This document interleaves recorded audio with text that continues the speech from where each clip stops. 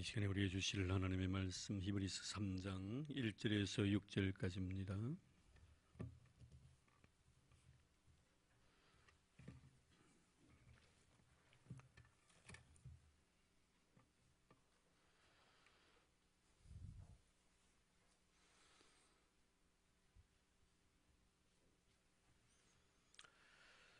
히브리서 3장 1절에서 6절까지의 말씀을 한 절씩 교독하도록 하겠습니다. 그러므로 함께 하늘의 부르심을 받은 거룩한 형제들아, 우리가 믿는 도리의 사도이시며 대제사장이신 예수를 깊이 생각하라.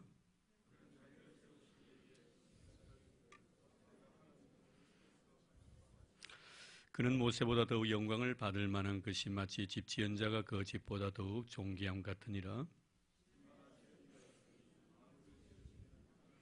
5절 6절 같이 봉독하겠습니다. 또한 모세는 장래에 말할 것을 증언하기 위하여 하나님의 온 집에서 종으로서 신실하였고, 그리스도는 하나님의 집을 맡은 아들로서 그와 같이 하셨으니, 우리가 소망의 확신과 자랑을 끝까지 굳게 잡고 있으면 우리는 그의 집이라. 아멘.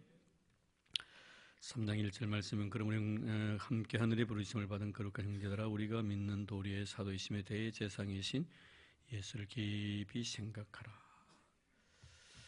우리가 너무나 잘 아는 상식에 대한 이야기입니다. 우리 파스칼 같은 사람은 사람을 생각하는 갈대라고 이렇게 정의를 한 바가 있고, 잘 아시는 데카르트 같은 사람은 인간의 존재의 의미를 생각에 두고 있습니다. 나는 생각한다고로 존재한다는 그 유명한 말을 남겼지요.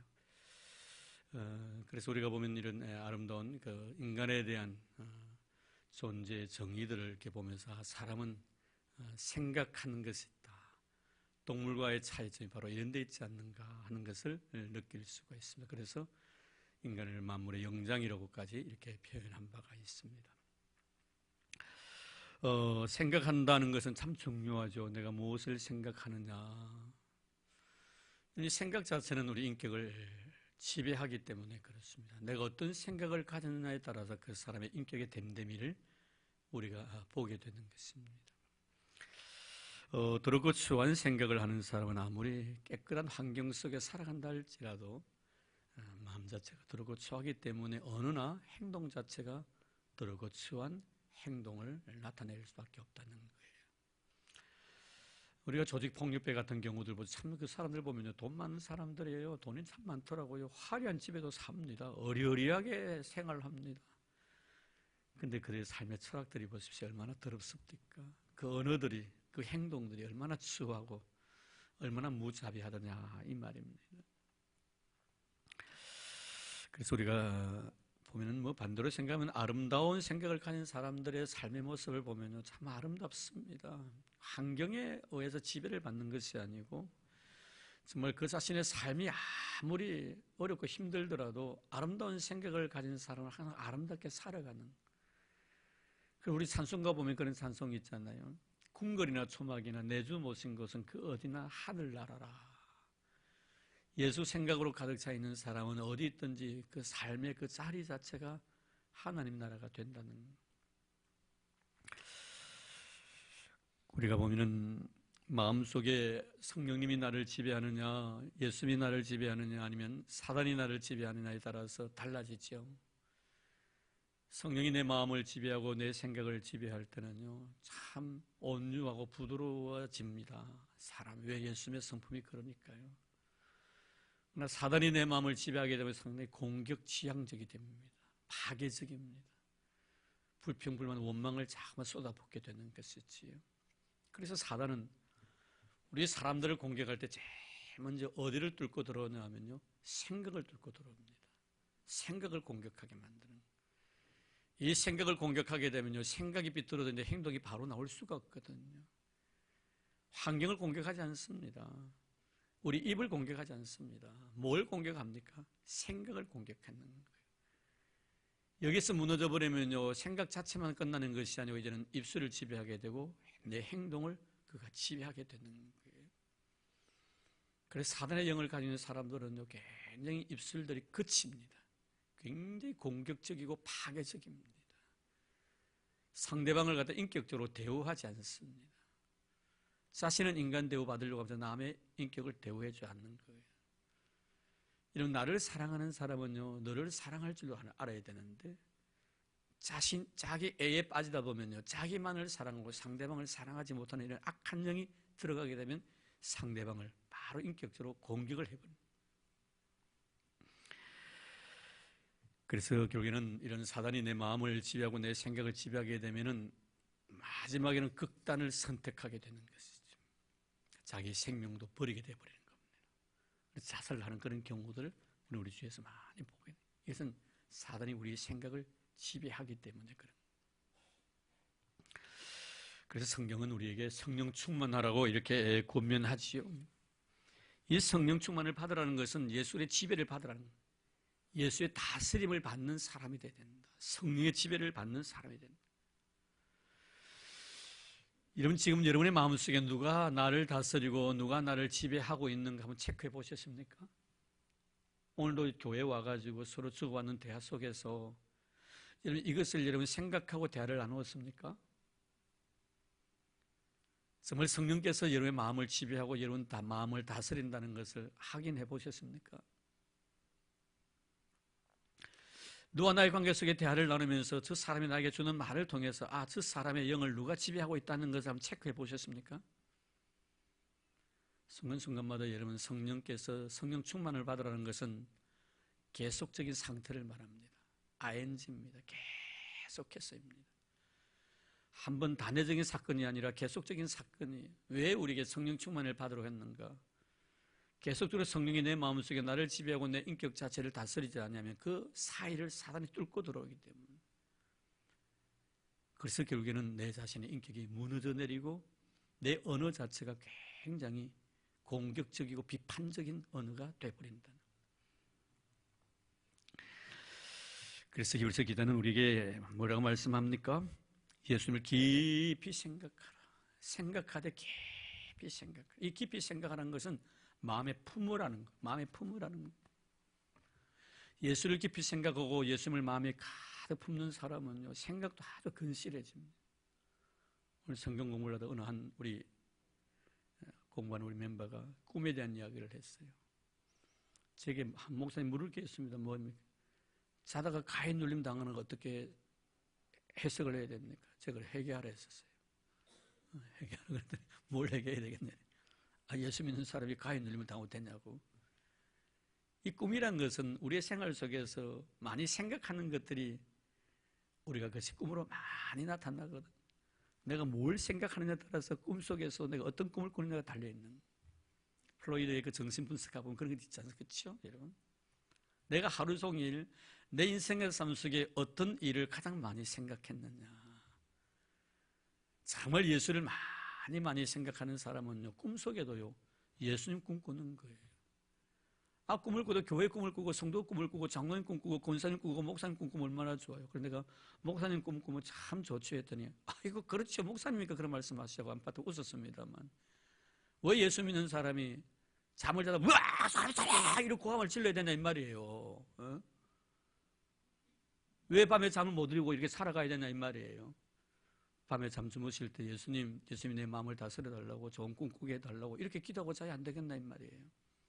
그래서 제가 만약 가히 눌림이 있고 좋지 못한 꿈을 꾸면 회개해야죠. 제가 뭘 회개해야 합니까? 그러더라고요. 그래서 글쎄요, 잘 알 건데 하루 생활 속에서 우리 생활 속에서 뭘 가장 많이 생각했는가를 보면은 꿈에 그것이 나타나지 않겠단 말이에요. 예수님 생각 많이 하면요 꿈속에도 예수님 보입니다. 아멘. 그렇지 않습니까 여러분? 내가 사모하는데 교회를 사랑하는 사람 항상 꿈속에 교회가 나오고요. 목사님 많이 생각하면 목사님 꿈속에 나오고요. 성도를 생각하면 성도가 꿈속에 나오게 말하는 거예요. 좋은 것을 하루 종일 생각하면요 좋은 꿈이 꾸어지고요. 나쁜 것을 생각하고 더러운 것을 생각하면 더러운 것이 꿈속에 나오는 생각이 문제인 겁니다. 혹시 여러분 건강의 문제 때문에 굉장히 고심해하고 물질 문제 때문에 굉장히 고심하는 사람이 있습니까? 예수 깊이 생각해 보십시오. 그 문제가 아니에요. 기도의 제목이지. 문제가 아니더라. 예수님 깊이 생각 안 하니까요. 물질 때문에 고민해야 하고 자녀 때문에 고민해야 하고 내 건강 때문에 고민해야 할 거 아닙니까 여러분? 예수 깊이 생각하면 그건 고민이 아니고 내 기도의 제목이 되는. 기도의 제목이 뭐예요 여러분? 은혜지요. 은혜 주시려고 하는 거 아닙니까, 여러분? 나에게 기도의 제목이 있다는 건 하나님 나에게 은혜 주시기 위함이에요. 예수를 깊이 생각 안 하니까요, 건강 때문에 고민에 빠지고요, 자녀 문제 때문에 고민에 빠진다라 이 말이에요. 예수 깊이 생각하면 그 속에 다 답이 있다는 거예요. 아, 하나님이 나에게 은혜 주시기 위해서 이런 아픔을 주셨구나라는 것을 깨닫게 되는 것이지요. 여러분 주위에 일어나는 많은 사건들, 그런 사건들이 나에게 주어질 때마다 여러분의 시선을 예수 그렇게 맞추시길 바랍니다. 예수를 가슴에 품으면 됩니다. 그래서 예수님을 깊이 생각하는. 자, 그렇다면 우리가 깊이 생각해야 될 예수님은 어떤 분이신가? 오늘 1절에 보면 두 가지로 말씀합니다. 첫째는 뭐예요? 사도이시며 대제사장이신 예수를 깊이 생각하라. 사도. 자, 1절 볼까요? 그를 함께 하늘에 부르심을 받은 거룩한 형제라 우리가 믿는 도리의 사도이시며 대제사장이신 예수를 깊이 생각하라. 사도고 대제사장이시다. 사도는 무슨 뜻입니까? 하나님이 보내심, 하나님께로부터 보내심을 받은 자라는 뜻이에요. 하나님이 보내주신 분이 사도예요. 그럼 대제사장은 뭡니까? 인간편에서 하나님 앞에 나가는 자가 바로 제사장입니다. 여러분 선지자와 제사장의 차이를 잘 기억하고 계시죠, 여러분? 선지자는 뭡니까? 말씀을 가지고 우리에게 나오는 사람이 선지자입니다. 하나님의 말씀을 가지고. 제사장은 누구예요? 인간의 죄를 가지고 하나님 앞에 가는 사람이에요. 이 두 가지의 직책을 지금 예수님이 가지고 계신다는 거예요. 하나님이 우리에게 말씀을 가지고 오셨다는 것은 하나님의 사랑을 의미합니다. 그래서 여러분 요한복음 3장 16절 말씀이 쪽복음이라고도 하고요, 성의 전체 핵심이라고 말씀하기도 합니다. 하나님이 세상을 이처럼 사랑하사, 그렇죠? 하나님의 사랑을 예수님이 이 생 가지고 오셨다는, 말씀을 가지고 우리에게 선포하시는 분이 바로 사도입니다. 하나님이 보내주신 분입니다. 하나님의 사랑을 전하기 위해서. 그럼 대제사장은 뭡니까? 인간의 죄를 가지고 하나님 앞에 가서 중보 기도하는 사람입니다. 바로 이것은 하나님이 우리에 대한 용서의 의미가 있는 사랑과 용서입니다. 그럼 예수님을 바라볼 때마다 뭡니까? 십자가를 바라볼. 십자가 바라보면 뭐가 생각납니까? 하나님의 사랑 생각납니다. 또 하나는 뭡니까? 내 죄를 용서해 준 용서를 생각하게. 이 두 가지입니다. 예수 그리스도를 깊이 생각하라. 그분의 사랑과 우리의 죄에 대한 용서예요. 그래서 사도이시며 대제사장이라고 이렇게 히브리서 기자는 우리에게 우리가 깊이 생각해야 될 분이 바로 대제사장이시며 사도이시다 이렇게 말씀합니다. 하나님께로부터 보내심을 입은 동시에 사람의 문제를 가지고 하나님 앞에 이 죄를 가지고 십자가 위에서 우리에게 용서를 선포하신 분이 우리 예수님이시다. 사랑과 용서의 의미를 우리에게 심어주신 분, 그분을 깊이 생각하라고 이렇게 말씀합니다. 그러면 우리가 가끔 이렇게 살아가면서 예수님에 대해서 깊이 생각을 할 때 어떤 분은 그런 이야기합니다. 저 사람은 그냥 만나기만 만나면 예수 이야기해서 막 귀찮다. 여러분 꼭 기억하십시오. 그 상대방이 나의 예수 이야기할 때 온전한 정신으로, 물론 약간 머리가 돌아버리고 난 뒤에 그러면 좀 이상하게 생각을 모르지만 정신 감정을 해가지고 온전한 사람 같으면요, 자기 이름에 석자 쓸 줄 아는 것 같으면요, 사리 분별을 하는 사람 같으면요, 매일 만나서 예수 이야기하는 것은요, 그 사람의 마음속에 예수로 충만하기 때문에 그런 거예요. 아멘입니까? 그렇습니다. 여러분, 예수 충만한 사람들 보십시오. 만나면 하나님 말씀 전합니다. 만나면 예수 이야기합니다. 그래서 찬송합니다. 그래서 기도 이야기하는 거예요. 왜요? 예수로 가득 차게, 예수님을 깊이 생각하기 때문에 그런 거예요. 그런데 사단은 우리에게 욕을 하지요. 예수를 깊이 생각할 것이 뭐냐고 이야기합니다. 신앙생활 그 깊이 생각할 것이 무엇인? 안 믿는 남자들이 꼭 예수 교회 나오는 아내들이 뭐라고 말합니다. 난 이 교회 가는 거 허용하지만 깊이 빠지지 말라. 이런 이야기하면 적당하게 믿어라 이 말이에요. 적당하게 믿어라. 사단이 아주 쓸게 쓰는 용어 중에 적당이라는 용어가 있어요. 적당하게 예수 믿는 거예요. 적당하게. 예수 믿지 말라는 말 안 합니다. 예수 믿는 사람에게 예수 믿지 말라면 말 듣겠어요? 안 듣겠어요? 안 듣습니다, 여러분. 왜 예수를 못 믿게 하냐 이렇게 합니다. 그런데 적당하게 믿으라면요, 글쎄 한번 생각해 보지 합니다. 우리 남편도 그래, 우리 자식들도 그래 사는데 가정생활도 중요하고 내가 해야 될 일도 많은데 그래 한번 생각해 볼게 이렇게 타협을 합니다. 그러다가 어떡합니까? 적당하게 믿다가 서서히 적당 하다가 멀어집니다. 그러면 한 번, 두 번요 교회 성수지를 하지 않고 교회 빠지는 건요 양심적인 가책을 전혀 느끼지 못합니다. 그래 나도 예수님과 멀어지는 거예요. 빠이빠이 합니다.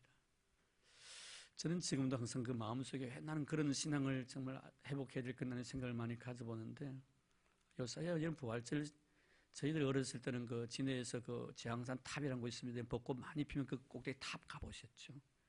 거기 보면 올라가면 앞에 공간이 지금은 나무들이 많이 심어져 있는데 그때는 넓은 이렇게 벌판이었어요. 진해시 기독교 연합회에서 항상 부활절만 되면요 전체 연합 예배를 새벽에 거기서 드렸습니다.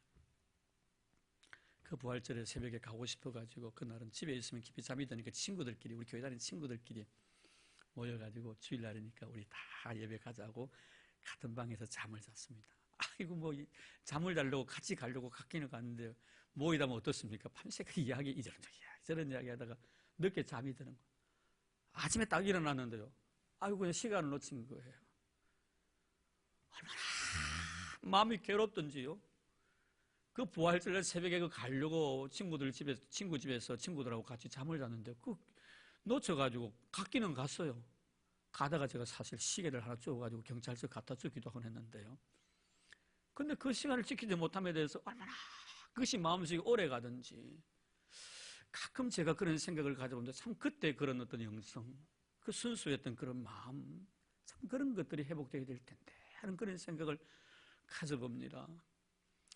이런 물질도 그렇지 않습니까? 사단이 우리에게 공격하는 것은 뭡니까? 하나님 앞에 감사하지 말라고 하지 않습니다. 강림상금도 드리고 하나님의 것인 10의 1조도 바치라고 이야기를 합니다. 그러나 여러분 우리에게 뭐라고 속삭입니까? 지금 힘들지 않느냐 이 말합니다. 나중에 해도 괜찮다고 이야기를 합니다. 나중에 좀 넉넉할 때 해도 괜찮다고 합니다. 하나님께서 그때까지 기다려 주실 것이라고 말합니다.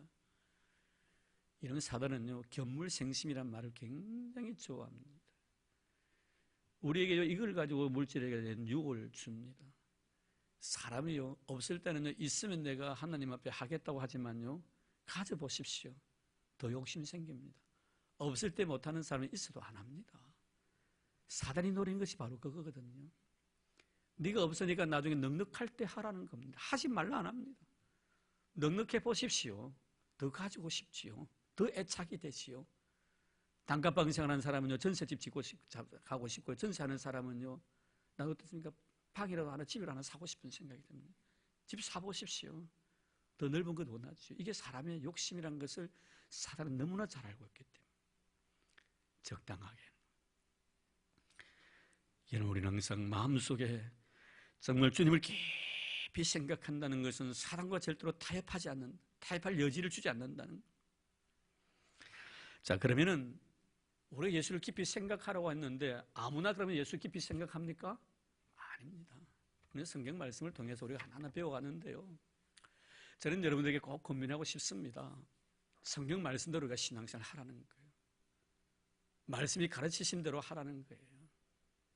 그는 내 생각대로 내 경험대로 하는 것이 아니고 하나님이 말씀을 통해 나에게 가르치신 그 내용대로 신앙생활 하라. 그래 나중에 불법을 행한 자들하고 책망받지 않는다는 거예요.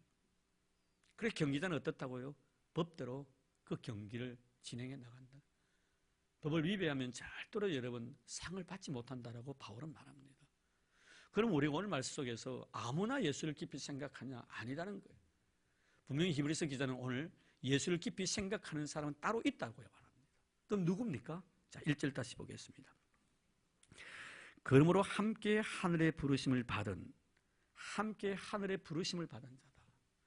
하나님께로부터 부르심을 받은 자만이 예수를 깊이 생각할 수가 있습니다. 그럼 지나가다가 어느 사람 우연히 지나가는데 예수 깊이 생각하십시오 하면 저 사람 정신 돌아날 겁니다. 그 사람들 그 말을 이해 못합니다. 누구만 이해한다고요? 하나님께로부터 부르심을 받은 자만이 예수를 깊이 생각할 수 있다는 거예요. 아마 여기 계시는 분들, 여기 오신 분들은 저는요 예수를 깊이 생각하는 여러분들인 줄 믿습니다. 그리고 여러분들은 하나님께로부터 부르심을 받은 자임을 믿습니다. 아마 그렇게 생각하면 나는 하나님 앞에 부르심을 받은 증거가 없는데, 내 귀에 대고 하나님께 나를 불러준 그런 흔적도 없는데, 그런 경험도 없는데 라고 말할 거예요. 그럼 이게 어떻게 왔습니까? 그래서 내가 가고 싶어서 갔다고. 또 어떤 사람은 저 집사님이 내보고 오자고 가자고 이래가지고 내가 할 수 없어 딸려왔다라고. 이런 그저 오고 싶어 왔던, 누구의 손에 의해서 이끌려 왔던 간에 하나님께서 그 사람을 통해서 여러분을 이곳에 불러주신 줄로 믿습니다. 우리가 하나님께 부르심을 받은 자 말이에요. 하나님께로부터 부르심을 받지 않는 자, 이런 자는 절대로 예수를 깊이 생각할 수가 없다는 거예요. 오늘 우리가 마음속에 그래도 예수님이 내 마음속에 자리하고 있다는 것은 내가 하나님께로부터 부르심을 받은 증거임을 믿기를 주의 이름으로 축복합니다. 그래서 우리 하나님께서는 내가 너를 지명하여 불렀나니, 내가 너를 지명하여 불렀나니 너는 내 것이라. 할렐루야. 하나님이 지명하여 저와 여러분들 불러주신 줄 믿습니다. 하나님께로부터 부르심을 받은 자만이 예수를 깊이 생각할 수 있다. 그럼 여러분 생활 속 혹시나 예수 깊이 생각하지 않는 사람은 캐셔 맞고 딱 붙여보시죠. 내가 정말 하나님께로부터 부르심을 받았는가, 보내심을 받았는가, 불르심을 받았는가 한번 생각해보라. 두 번째는 무엇입니까? 거룩한 사람입니다. 그 다음 말씀 뭐라고 합니까? 하늘의 부르심을 받은 거룩한 형제들아, 거룩한 사람들입니다. 거룩한 자만이 예수를 깊이 생각할 수 있다는 것이죠. 여기서 거룩함이라는 것은 구별되었다는 그런 말입니다. 예수 그리스도의 은혜로 인하여서 구원함을 받은 하나님의 백성, 그가 바로 구별된 자라는 의미죠. 그가 바로 거룩한 사람이라는 것입니다. 그래서 이런 사람이 구별되었다는 것은요, 생각하는 것이 다르다는 뜻이에요. 세상 사는 사람들처럼 생각하지 않는다는 거예요. 생각이 다르다는 거예요. 세상 사는 사람들은 땅의 것을 생각하지만 하나님의 은혜로 예수를 깊이 생각하는 사람은 하늘의 것을 생각한다는 거예요. 순간을 위해서 살아가는 그런 가치관을 갖고 있지 않다는 거예요. 영혼을 추구하는 그런 인생의 가치관을 가지고 살아가는 생각 자체가 다릅니다. 그래서 예수를 깊이 생각하는 사람들은요, 마음이 다르고 언어가 다르고 행동이 다릅니다. 행동하는 것이나 말하는 것이나 생각하는 것이 세상 사는 사람들과 구별되지 아니었다면 그를 갖다 거룩한 사람이라고 말할 수 없습니다. 여러분, 그러면 어떻게 하면 그것을 알 수가 있는가? 화낼 수밖에 없는 그런 상황에서 내가 화를 낸다면 나는 세상 사람들과 별 차이가 없다는 것을 알아야 합니다. 화낼 수 있는 상황 속에서도 화를 내지 아니어야만이 우리가 세상 사는 사람들과 다른 삶을 살아가는 거예요. 물질에서 너무 욕심을 많이 가지는 것은, 물질의 지배를 받고 살아가는 것은 세상 사는 사람들로 그렇게 살아갑니다. 우리는 물질의 지배를 받는 것이 아니라 내가 물질을 지배할 줄 아는 자가 되어야 합니다. 돈에 의해서 내가 이리저리 이끌려 다녀서는 안 됩니다. 내가 돈을 이리 흔들고 저리 흔들 수 있는 자가 되어야 합니다. 물질을 사용할 줄 아는 자가 되라 이 말이에요. 이게 여러분 세상 사는 사람들과의 가치관의 차이. 거룩하다는 것은 세상 사는 사람들이 살아가는 가치관이나 어떤 인생관과 전혀 다른 가치관과 인생관을 가지고 살아간다는 그런 의미. 이게 바로 이런 거룩한 자들입니다. 이런 자들이 되어야만 예수를 깊이 생각할 수 있다는. 이러면 우리가 보면 예수님께서 그런 말씀하셨잖아요. 원수를 사랑하라. 너를 핍박하는 자를 위해 기도하라. 원수를 갖다가 내가 사랑하지 않는 것은요, 세상 사는 사람들 원수 사랑하지 않습니다. 나 싫어하는 사람을 싫어하는 것은요, 세상 사는 사람들도 그렇게 합니다. 우리 주님께서 원수를 사랑하고 너를 핍박하는 자를 위해 기도하라는 말씀 뭐예요? 세상 사는 사람들과 다르게 살아라는 거예요. 달라야 된다는 거예요. 이러면 우리가 아침에 제가 설교할 때 아브라함의 계보에 대한 말씀을 했습니다. 그 아브라함의 아들이었던 그 이삭의 삶을 보면요, 참 이 사람이 하나님의 백성이라는 것을 한눈에 볼 수가 있습니다. 이분이 살아가는 삶 속에서 그는 하나님의 복을 받아서 거부가 되었다고 말했는데 거부가 되기 위해서 자기가 노력한 것이 없습니다. 하나님께 거부를 만들어 주시는 거예요. 그 비관한 예를 든다면 운물에 대한 이야기가 나옵니다. 운물을 팝니다. 그 사막에서 말입니다. 중동 지역의 사막에서 운물만 파면요, 물이 펑펑 쏟아지는 거예요. 옆에 있던 블레셋 사람들이 시기를 해가지고 그 우물을 빼앗아 버립니다. 그럼 우리 생각이 어떻습니까? 왜 내가 판 우물을 네가 빼앗으려고 하냐고 자기 권리를 주장할 수 있을 것입니다. 근데 어떡합니까? 네 가져가라는 거예요. 나 다른 애가 파묻혀지랍니다. 참 여유가 있습니다. 그래 가가 또 우물 팝니다. 파는 또 물이 파면 또 쏟아지는 거예요. 또 옆에 있는 사람 또 빼앗아갑니다. 가져가라고. 나는 빼앗아서 얻는 사람이 아니라 하나님 주신 은혜로 살아가는 사람이에요. 빼앗지 않아도 하나님께서 우물이 펑펑 쏟아지게 만들어주시는 거예요. 참 신기하죠, 여러분? 내가 노력한 것도 없습니다. 내가 애쓴 것도 없고요. 더 쟁취하려고요, 땀을 흘린 적도 없습니다. 뜬눈으로 밤을 지새면서 한 푼 더 모으려고 내가 노력한 적도 없습니다. 근데 하나님이 주시는 거예요. 하나님 주시는 거예요. 펑펑 쏟아 넘치는 거예요. 이게 뭐예요, 여러분? 세상 사는 사람들과 다른 가치관을 가지고 살아가는 사람. 너희들처럼 노력하고 애를 쓰고 남의 것을 탈취하고 착취해가지고 상대방의 눈에서 눈물을 흘리고 상대방에게 마이너스 인생 되게 만들고 난 뒤 그것을 가지고 내 플러스 인생 만들겠다, 이렇게 살지 않는 거예요. 내 플러스 인생을 해서 내가 마이너스를 해주겠다는 거예요. 그런데 하나님께서 그것을 채워주시는 거예요. 이게 여러분 뭐예요? 거룩한 자의 모습이에요. 인생을 세상 사는 사람들과 같지 않는 인생을 살아가는 사람의 모습이더라, 이 말이에요. 이런 자만이 여러분 예수를 깊이 생각할 줄 아는 사람. 저는 우리 성도들이 그런 사람 되기를 주로 축복합니다. 왜 내 플러스 되려고 너를 마이너스 만듭니까? 그것은 세상 사는 사람들 그렇게 살아갑니다, 여러분. 중요한 것은 뭡니까? 우리가 거룩한 삶을 산다는, 구별된 삶을 산다는 것은 너 플러스를 위해서 내가 마이너스 대주는데 하나님이 내가 너에게 플러스 준 그 플러스보다 더 많은 플러스를 나에게 주시더라. 하나님의 축복으로 살아가는 사람이에요. 그래서 하나님 주신 것은요, 마이너스 플러스 뭐 숲 하나를 땡겨가지고 1 플러스 이런 이게 아닙니다, 여러분. 하나님이 주시는 것은요, 그 이상의 어떤 것들입니다. 자그마한 것을 통해서 엄청난 여유와 풍성한 복을 누리며 살아갈 수 있도록 축복해 주시는. 세상에 보면요, 여러분 그렇습니다. 아무리 많이 줘도요, 만족 못하는 사람이 있습니다. 근데 아주 자그만 가지고요, 정말 감사하고 풍요롭게 살아가는 사람도 있는 거예요. 물론 하나님께서는 많은 것을 채워주심으로 풍요 속에 살아가는 그런 방법도 주시지만 때로는요, 내가 너에게 플러스 되기 위해서 내가 마이너스 인생이 되었다고 했을 때 그 마이너스가 내가 원하는 만큼 플러스가 되지 않는다 할지라도, 여전히 마이너스가 남아있다 할지라도 신령한 기쁨과 행복을 하나님 나에게 주신다는 말이에요. 그것은 여러분 이 세상의 어떤 물질을 가지고도 내가 보상받을 수 없는 그 기쁨이에요. 그래서 주님 뭐라고 말씀하시면 내가 주는 평안은 세상이 주는 것과 다르다고 말씀했습니다. 돈을 주고 침대는 살 수 있지만 돈을 주고 잠은 못 산다고 하잖아요. 그렇지 않습니까, 여러분? 그렇지 않습니까, 여러분? 돈을 주고 좋은 침대는 살 수가 있어요. 그러나 잠은 못 삽니다, 여러분. 사랑하는 자에게 뭘 주시느니라? 잠을 주시느니라. 예배 시간에 적용하지 마세요. 사랑하는 자에게 잠을 주시느니라. 참 여러분, 우리가 세상적인 어떤 생각을 가지고 하나님의 축복을 저울질하지 마시기 바랍니다. 자그마한 것 속에서도 한 행복과 기쁨을 누리게 하신 하나님, 그런 것의 행복을 누리고 그것에서 하나님의 은혜를 생각하는 사람이 구별된 삶을 살아가는 사람들입니다. 세상 사는 사람은 많으면 좋아요. 그러나 우리 믿는 사람은요, 꼭 많다고 해서 좋은 것만은 아니라고 생각하며 살아가는 사람. 이런 많음으로 인해서 내가 얼마나 교만에 빠질 경우도 많습니까, 여러분? 조금 배웠다고 좀 가졌다고 어시되고요, 차라리 저런 사람은 가난하게 살았으면 더 좋았을 텐데 하는 그런 아쉬움을 남겨주는 사람들 얼마나 많습니까? 교회도 그래요, 여러분. 직분도 마찬가지 아닙니까, 여러분?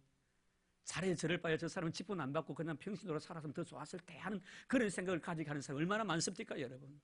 물론 우리 교회는 그런 분은 없으시지만요, 중요한 문제가 바로 그거예요. 그래서 우리에게는 이런 거룩함이 있어야만이 예수를 깊이 생각할 수가 있다. 그 다음에 세 번째는 뭡니까? 형제입니다. 형제예요. 자, 그래서 그 다음 말씀 볼까요? 부르심을 받은 거룩한 형제들아. 그런데 이 형제들아라고 했을 때 그 앞에 제일 먼저 뭐라고 하면 그러면 함께라는 단어. 함께 형제들. 형제는 함께 사는 존재들이란 말이에요. 공동체 의식을 가지고 신앙생활하는 사람을 두고 하는 말이에요.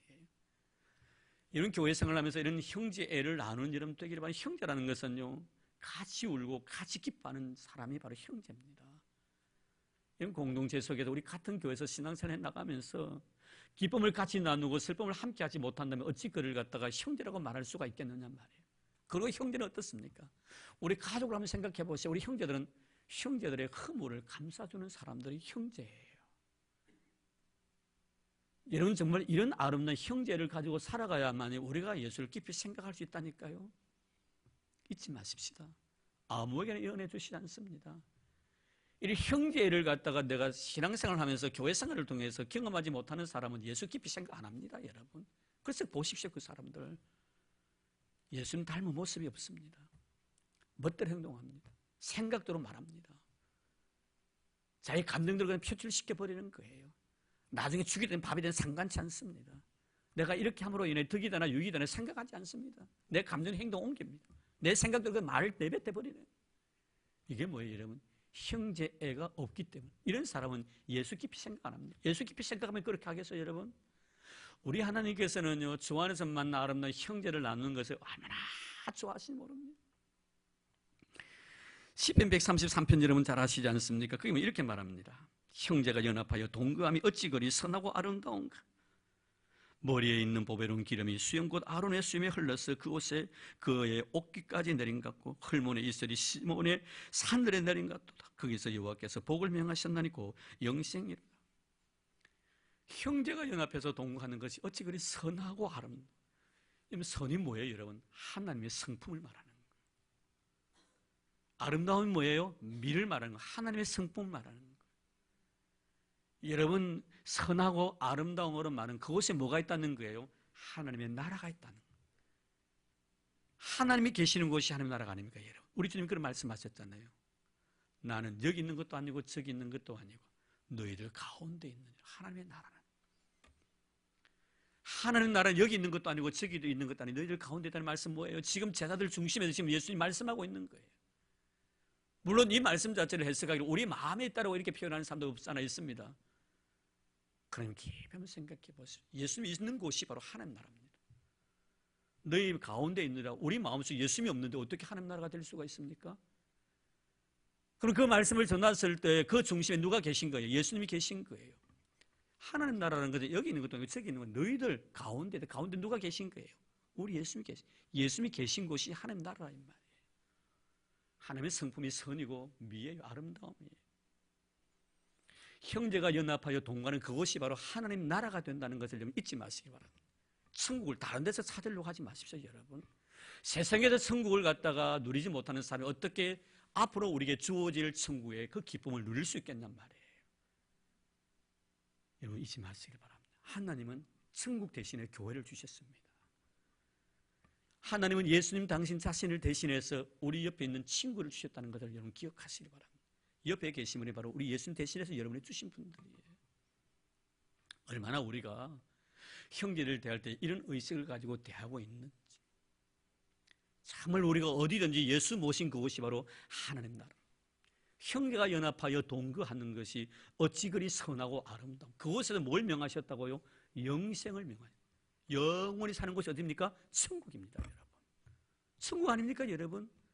우리가 천국을 사모하며 살아가는 우리들 아닙니까, 여러분? 그거 영원히 살 것 아닙니까, 여러분? 예수로 있는 곳, 하나님 계시는 그곳이 바로 천국. 형제끼리 동거하는 것이 끝으로 아름답고 소중하다는 것을 우리에게 말씀해 주고 있는 그런 귀한 내용임을 잊지 마시기 바랍니다.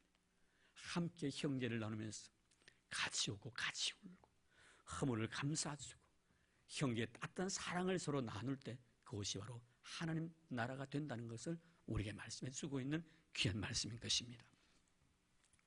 자, 그러면은 이제 결론으로 여러분께 말씀을 드리고 싶은 것은, 자, 그러면 깊이 생각하라는데 예수님을 뭘 그런 깊이 생각해야 될 것인가? 오늘 히브리서 기자는 모세와 관련을 시켜서 예수님을 소개를 합니다. 그럼 모세와 예수님입니다. 모세도 하나님 앞에 신실한, 우리 개역 성경은 충성이라고, 충성스러운 사람으로서 하나님 위해서 정말 봉사를 많이 한 사람입니다. 예수님도 오늘도 똑같은 그런 말씀을 합니다. 예수도 역시 신실하신 주님이십니다. 하나님을 위해서 봉사하신 분이십니다. 그런데 차이가 있다면, 자, 말씀 볼까요? 모세는 뭡니까? 5절 보겠습니다. 자, 또한 모세는 장래에 말할 것을 증언하기 위하여 하나님의 온 집에서 종으로서 신실하였다. 모세는 종이었습니다. 하나님의 종이었어요. 그럼 예수님은 누군가? 똑같이 신실한 충성스러운 모습으로 살아오셨지만 모세는 한 종이었다면 예수는 누구신가? 6절 보시죠. 6절 그 밑에 보세요. 그리스도는 하나님의 집을 맡은 아들로서 하나님의 아들입니다. 종은 신실해야 합니다. 하나님 앞에서 충성해야 합니다. 섬겨야 합니다. 봉사해야 됩니다. 죽도록 땀을 흘리면서 눈물 흘리면서 피까지 쏟아보면서 하나님을 위해서 헌신한 자가 종입니다. 주를 위해서 헌신한 자가 종입니다. 그런데 예수님 누구시라고요? 하나님의 아들입니다. 우리가 믿는 구세주입니다. 하나님께 헌신할 필요가 없습니다. 사람들이 헌신을 받아야지요. 종이 아니고 아들입니다. 그런데 문제는 뭐예요? 그는 하나님의 아들이시면서도 하나님을 섬겼다는 거예요. 중요한 건 바로 이겁니다. 마땅히 섬겨야 할 사람이 섬기는 것은 너무나 당연한 이치입니다. 그러나 섬기지 아니해도 섬김을 받아야 할 사람이 섬긴다는 것은 충격적인 사건이에요. 이게 바로 이런 모세와 예수님의 차이점입니다. 같이 섬겼지만 모세는 종으로 섬겼고 예수님은 하나님의 아들로서 섬겼습니다. 종은 섬겨야 됩니다. 마땅히 섬기지 않으면 그에게 벌이 갑니다. 아들은 섬김을 받아야 될 사람입니다. 하지 않아도 되는 사람입니다. 여러분, 우리가 예수님께 하신 비유의 말씀 속에서 포도원 과원의 두 아들의 비유를 잘 기억하실 것입니다. 첫째 아들에게 말합니다. 얘 올라가서 포도원 1조 말아. 얘 아버지 가서 했습니까? 안 했습니까? 안 했습니다. 안 했다고 아버지가 때렸습니까? 아닙니다. 둘째를 불렀습니다. 얘 너 오늘 포도원에 가서 좀 1조 말아. 실수이다. 이놈의 일을 오느라 때렸습니까? 안 때렸습니다. 왜요? 아들이기 때문에. 아들은요, 할 수 있는 자유도 있고요, 하지 아니할 자유도 있어요. 그러나 종은 뭡니까, 여러분? 하라고 명했을 때 하지 않으면 안 됩니다. 하지 말라고 했을 때 하면 안 됩니다. 이게 바로 여러분 종과 아들의 차이죠. 그런데 우리 주님 뭐라고 말씀합니까? 하지 아니해도 되실 것을 하셨다고 말씀한, 이걸 깊이 생각하라는 거예요. 십자가를 지지 아니하셔도 됩니다. 그러나 주님께서는 십자가를 지십니다. 내 자신의 권리를 다 포기해버립니다. 권리를 주장할 수 있지만 너를 위해서 자신의 권리를 포기해버립니다. 이 예수를 깊이 생각하라는 것. 오늘 예수 믿는 사람들의 삶의 모습을 바라보십시오. 내 자그마한 자존심, 내 권리 절대로 양보 안 합니다.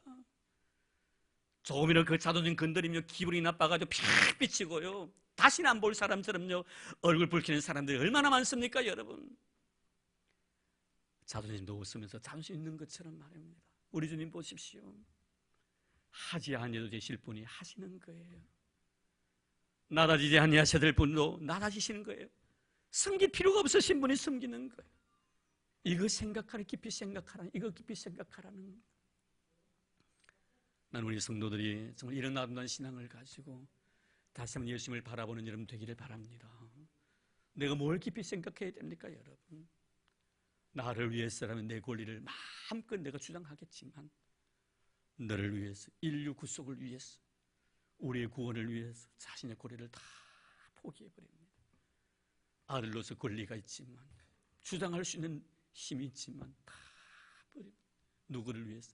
저와 여러분을 살리시기 위해서 십자가에 자신의 자존심을 다 버리고 자기 권리 다 포기해버리고 우리를 위해서 하나님의 말씀에 철저하게 모세처럼, 종처럼 순종했던 우리 주의 모습, 그것을 깊이 생각하라고 말씀합니다. 사는 성도 여러분, 우리 오늘 예수님을 생각하면서 예수님을 깊이 생각하기 위해서 이곳에 온 줄 믿습니다. 또 일주일 내내 주님 많이 생각하기를 바랍니다. 그래서 여러분 마음속에 주님 주시는 생수회가 같은 그 은혜로 인해서 이날 심령도 나 주의 모습 닮아가고 우리 언어나 우리 행동 하나하나도 주의 모습을 닮아가서 내가 주님을 깊이 생각함으로 말며 주어지는 그런 아름다운 은혜에 만족하며 살아가는 그런 저와 여러분의 삶이 되기를 주의 이름으로 축복합니다. 하나님 감사합니다. 오늘 이렇게 저희를 불러주시고 온종일 주님의 전에 우리의 심령 머물게 하시고 하나님 말씀을 들으면서 예수님을 깊이 생각하라고 하셨습니다. 아무에게나 주시지 않는 예수님, 그분은 바로 사도이시면서도 대제사장이셨다고 말씀합니다. 그리고 예수를 깊이 생각할 수 있는 사람은 아무가 아니라 하나님께로부터 부르심을 받은 자였으며 거룩한 자이며 그리고 형제들이라고 했습니다. 주여, 오늘도 이 귀한 말씀 잊지 않게 하여 주옵소서. 그리고 주님, 우리는 예수님을 깊이 생각하되 아들로서 하나님을 섬겼던 그 섬김을 우리 이 시간에 기억하게 하여 주옵소서. 그렇게 하시지도 아니하셔도 될 터인데 자신을 위해서는 모든 권리를 다 포기해버리고 남을 위해서 자신의 그 권리를 행세하던 아름다운 주님, 오늘도 주님 그 모습을 닮아가게 하시고 그 주님을 깊이 생각하는 저희들이 되도록 도와주시기를 원합니다. 나의 유익을 구지 않게 하옵소서. 너의 유익을 구하며 살아가는 우리 성도들이 되도록 도와주옵소서.